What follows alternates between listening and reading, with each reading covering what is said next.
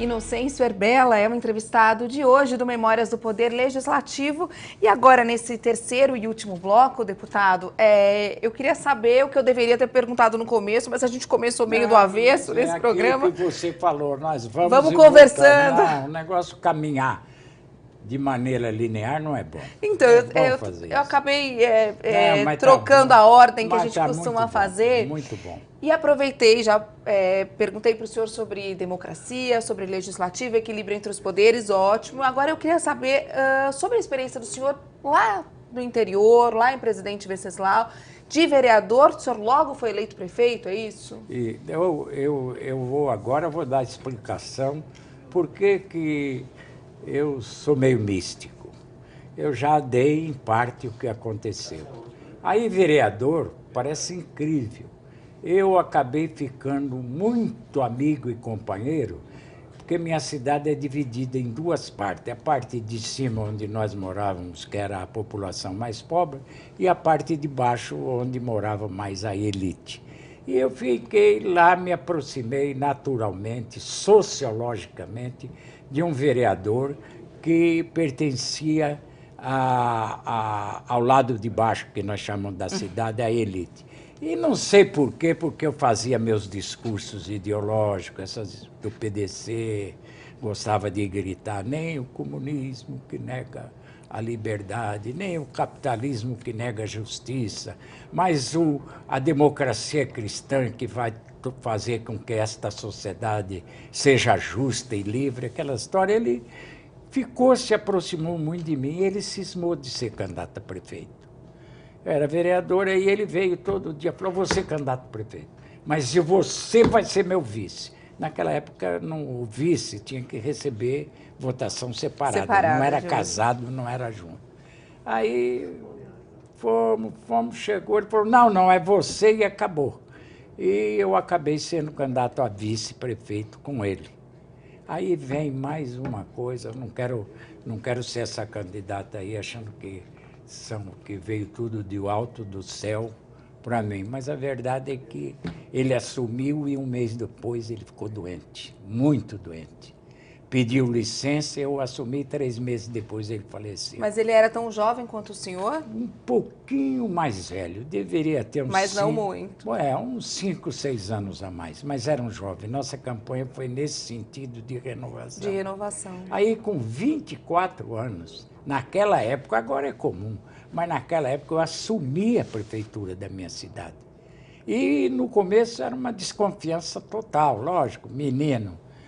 Eu nunca tive experiência, minha família era uma família que nunca teve participação política na cidade e tal, então isso tudo me criou. Aí eu tinha que trabalhar cedo, à tarde e à noite. Claro, fui me esforçando, fui ganhando, até que chegou uma época que eu tinha a maioria, ou quase toda a Câmara Municipal, sem precisar fazer barganha, sem fazer negociata, sem nada. Como? Eu fui trabalhando. Eu, por exemplo, nós tínhamos lá um problema, porque naquela época os loteamentos eram assim: olhava a terra, cortava, vendia e ficava sem água, sem luz, sem a infraestrutura nenhuma necessária, nenhuma. Mas não é possível, nós tínhamos só um centro que tinha luz, água e nem esgoto, nem um pedaço. Nós precisamos mudar isso. E eu levei a sério.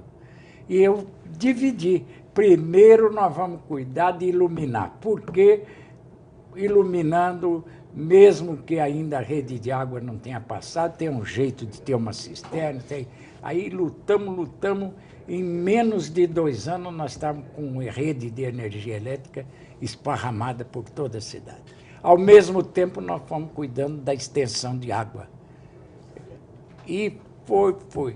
Quando estava quase no término do meu primeiro coisa, eu vim aqui em São Paulo.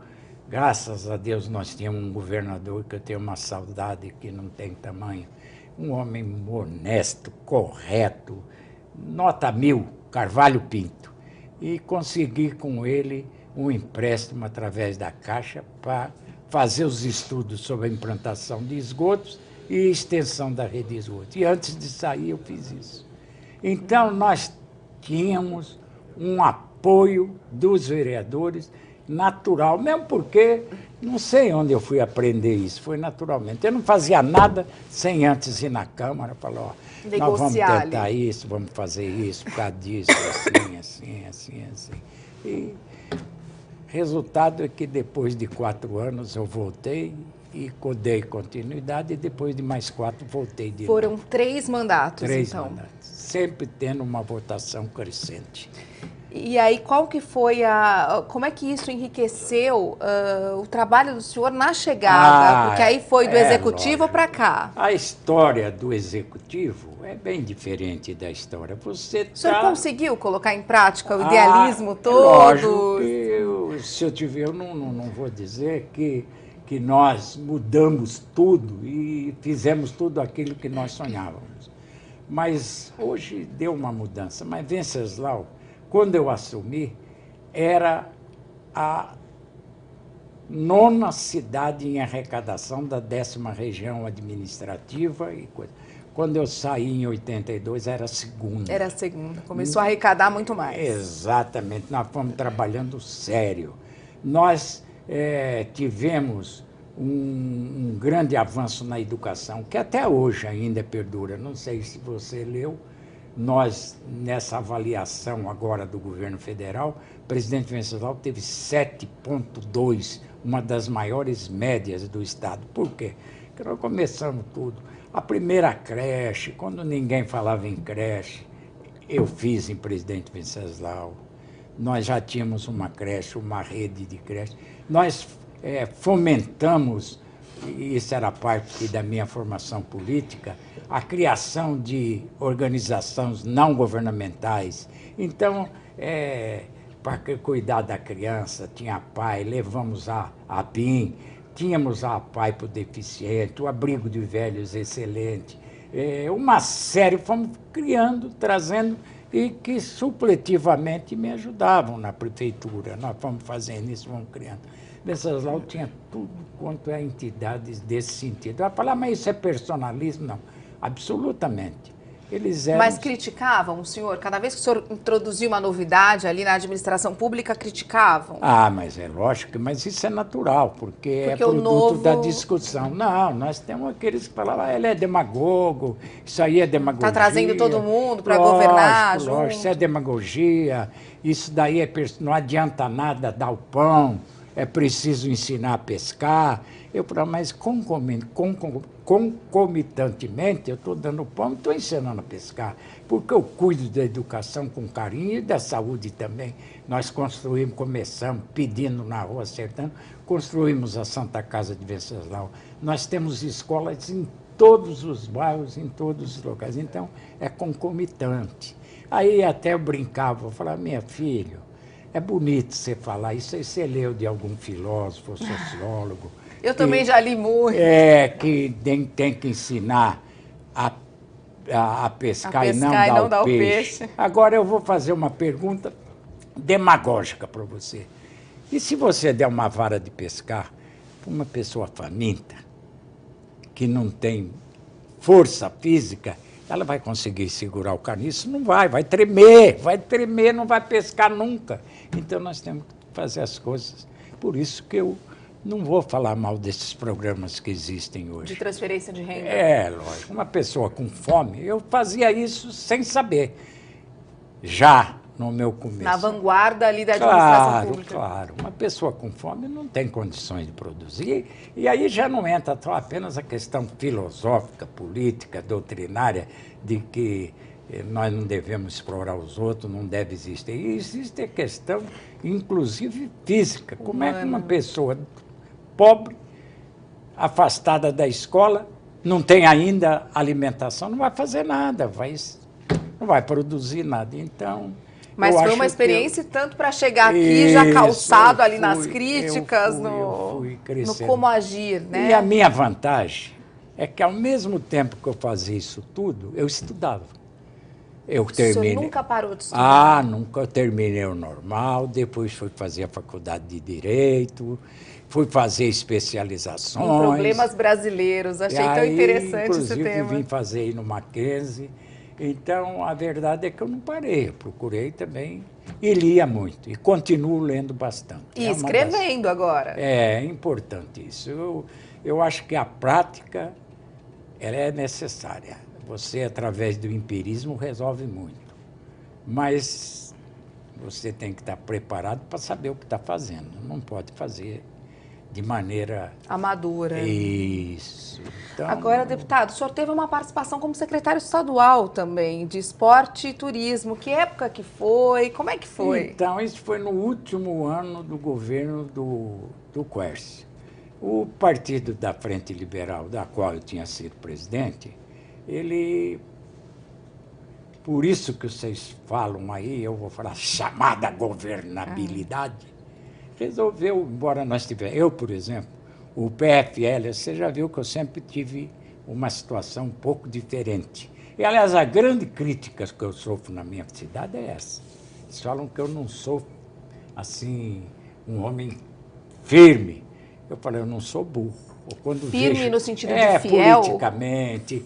Eu falei, eu não sou burro. Quando eu vejo que uma coisa é melhor, eu caminho atrás dela. Mas no sentido de trocar, e vou conscientemente. Então, a verdade é essa. Em função desse apoio que o PFL dava, nós indicávamos o secretário de Esporte e Turismo.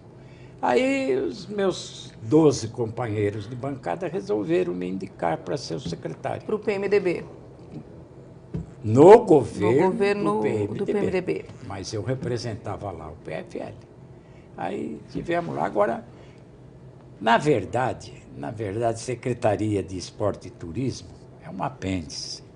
E mesmo os meus pensamentos iam de encontro ao que nós fazíamos lá. Lá servia para distribuir bola, camiseta, camisa, arrumar dinheiro para fazer um ginásio, uma coisa. Eu pensava diferente, eu voltava mais para o passado. Aí eu lembro de um passado bom, quando eu era prefeito do DEF, do Departamento de Educação Física do Estado de São Paulo, do Major Padilha. Era na escola, na educação. Eu acho que o esporte é o maior fator de integração, de inclusão social. Mas ele tem que começar no universo maior que existe, que é na escola, é dentro da escola. E naquele tempo, educação física era outra coisa. Não é hoje que vai com uma aula de 50 minutos, não sei como é que pode, vai lá com o uniforme, tira, põe de novo. Naquele tempo fazia educação física fora do horário. Fora da hora da aula. Fora, era coisa. Então, eu acho que o esporte tem que nascer dentro da escola. E na hora que alguém vai mostrando que tem aptidões e capacidade, vai para o clube. Vai para o clube, aí é outra coisa. Lá no clube ele vai se especializar, vai crescer. Você vê o que é o basquete americano, como é que acontece. É tudo dentro das universidades. Agora, deputado, deixa eu aproveitar, a gente está com o tempo já acabando, infelizmente, mas é que eu quero aproveitar que o senhor falou da escola, dessa questão de aprender o esporte pequenininho. A política não deveria ser nesse sentido? Porque eu fico pensando hoje como deve ser difícil que um líder encontre um jovem no teatro, como aconteceu com o senhor, e identifique ali uma pessoa que pode sim dedicar a sua vida à política. Não está muito desconectada essa questão da política com o jovem? Muito. Mas não só por essa questão da gente falar mal. Quando eu vim para cá, eu vim olhando como eu falo tabuleta ainda, essas tabuletas de propaganda aí.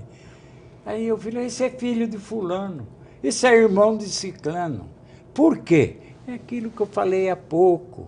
Como nós criamos uma corrente negativa de falar mal dos políticos, os jovens, na própria escola, eu sei que eu dei aula, fui diretor, e as perguntas estão todas no sentido de como é que fala, pejorativas em relação... Ele não aprende que a política é algo bom. Não quer saber o que é política. Primeiro, nem sabe o que é política.